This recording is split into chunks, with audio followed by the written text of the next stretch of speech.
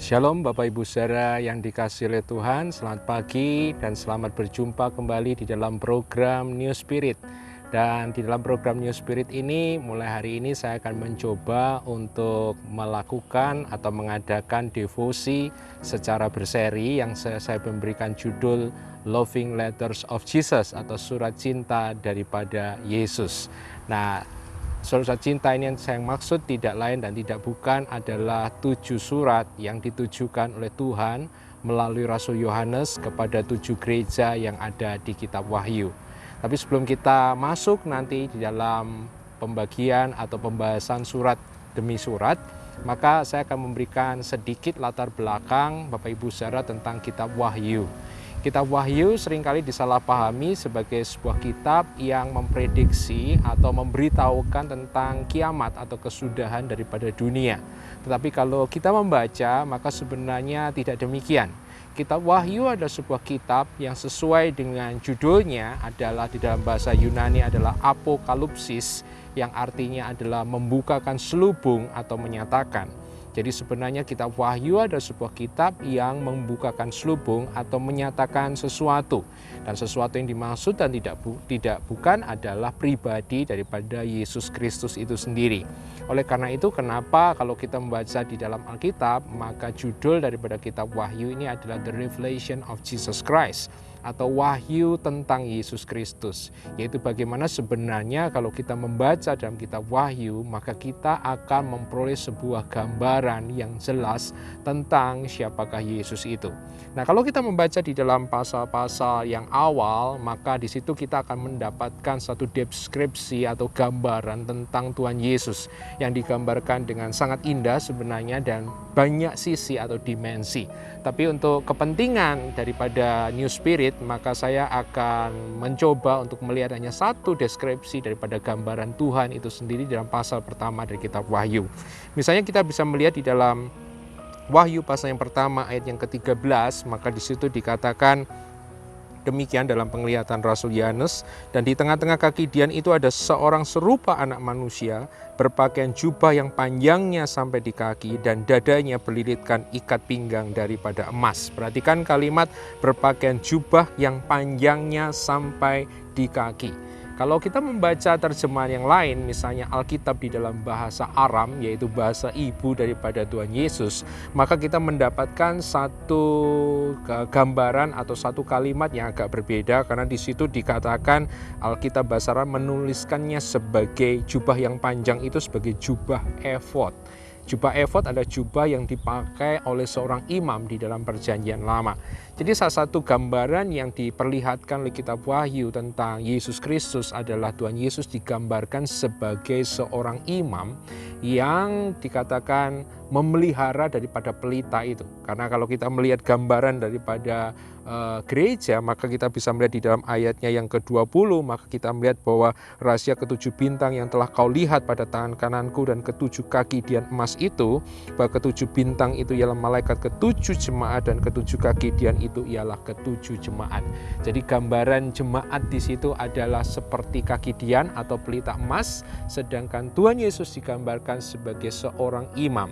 Dan kalau kita membaca di dalam perjanjian lama, maka kita bisa melihat, maka setiap pagi seorang imam akan masuk ke dalam kemah suci dan dia akan memadamkan atau dalam pengertian dia membereskan, mensuplai minyak yang ada di pelita itu. Dia kemudian memotong sumbu-sumbunya yang mulai hitam, dan kemudian pada sore harinya seorang imam kembali juga masuk dan akan menyalakan kembali pelita-pelita yang ada di dalam kemah suci. Jadi apa yang saya maksud di sini adalah gambaran Yesus Kristus, bahwa Yesus Kristus adalah seperti seorang imam yang memelihara, seorang imam yang merawat, seorang imam yang memperhatikan daripada kaki Dian atau pelita itu sehingga pelita itu bisa tetap menyala. Ini adalah sebuah gambaran yang indah, karena seringkali dalam kitab Wahyu digambarkan menggambarkan, mungkin memiliki satu image bahwa Tuhan itu seperti seseorang yang keras, seseorang yang berkata-kata dengan penghakiman kepada gereja. Tapi sebelum kita masuk ke dalam 7 surat itu, saya hanya ingin memberikan sebuah gambaran bersama-sama pada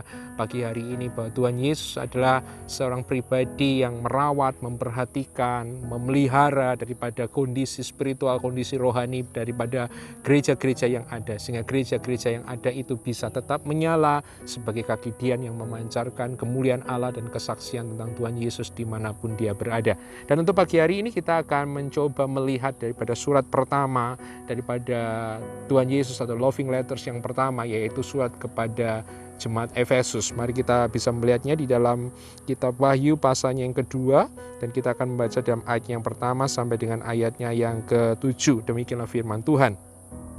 Tuliskanlah kepada malaikat jemaat di Efesus, inilah firman dari Dia memegang ketujuh bintang itu di tangan kanannya dan berjalan di antara ketujuh kaki dian emas itu. Aku tahu segala pekerjaanmu, baik jeripayamu maupun ketekunanmu. Aku tahu bahwa engkau tidak dapat sabar terhadap orang-orang jahat, bahwa engkau telah mencobai mereka yang menyebut dirinya rasul tapi yang sebenarnya tidak demikian, bahwa engkau telah mendapati mereka pendusta dan engkau tetap sabar dan menderita oleh karena namaku dan engkau tidak mengenal lelah. Namun demikian aku mencela engkau karena engkau telah meninggalkan kasihmu yang semula. Sebab itu ingatlah betapa dalamnya engkau telah jatuh, bertobatlah dan lakukan lagi apa yang semula engkau lakukan. Jika tidak demikian, aku akan datang kepadamu dan aku akan mengambil kaki dianmu dari tempatnya jikalau engkau tidak bertobat.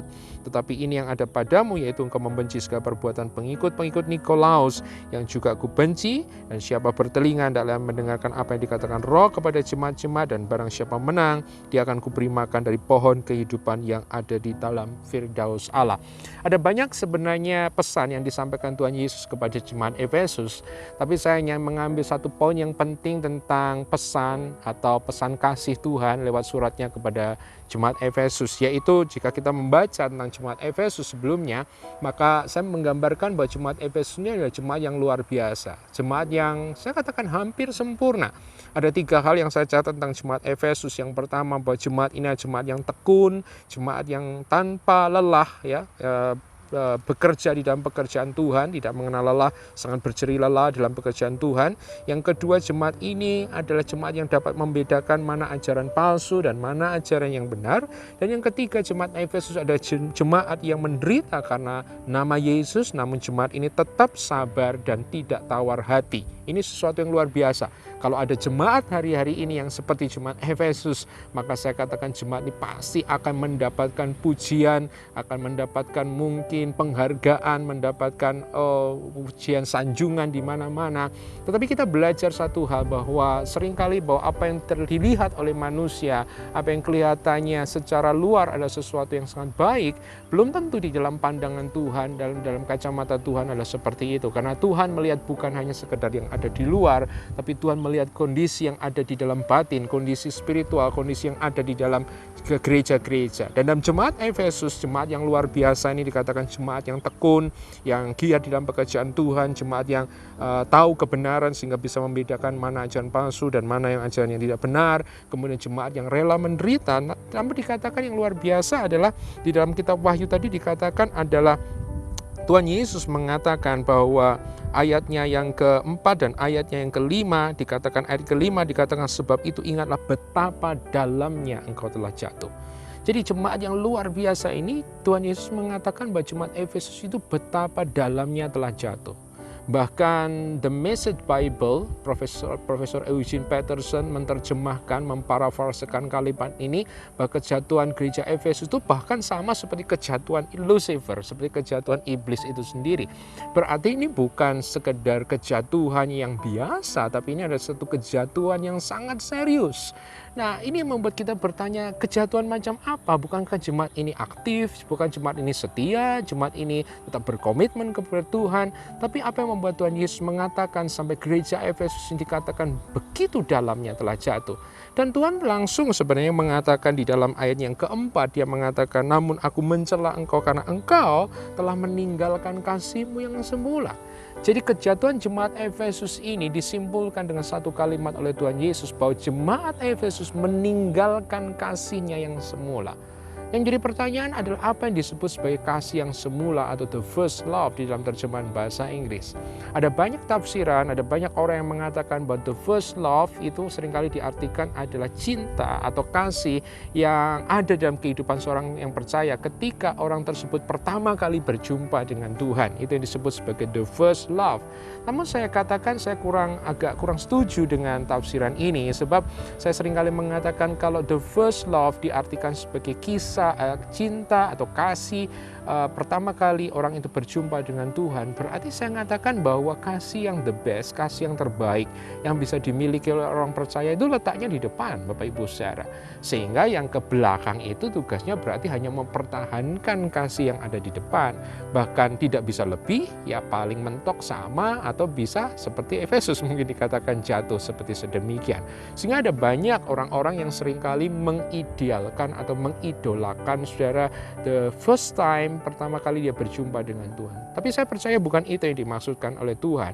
Yang menarik sebab adalah kata yang dipakai di situ, kata semula atau mula-mula atau the first yang dipakai di dalam Efesus dalam kitab Wahyu, di situ diambil dari satu kata Yunani yaitu kata protos. Di mana kata protos memang bisa berarti pertama di dalam rangkaian atau pertama dalam urutan waktu, tetapi protos juga bisa diartikan sebenarnya adalah yang terbaik, yang tertinggi, yang pertama di dalam urutan prioritas, bukan di dalam urutan waktu saja.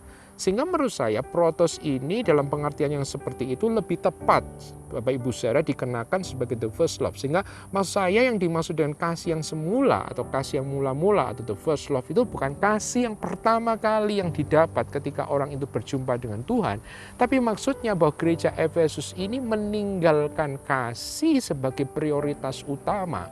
Mereka tidak menjadikan kasih sebagai tujuan yang tertinggi atau tujuan yang terbaik, sebagai motivasi yang terbaik di dalam kehidupan mereka. Dan kita bisa membandingkan ini dengan tulisan Paulus di 1 Korintus 13, di mana Paulus pernah menyinggung bahwa bisa saja seseorang itu memberikan dirinya untuk dibakar, memberikan harta bendanya kepada orang lain, tetapi orang tersebut tidak memiliki kasih.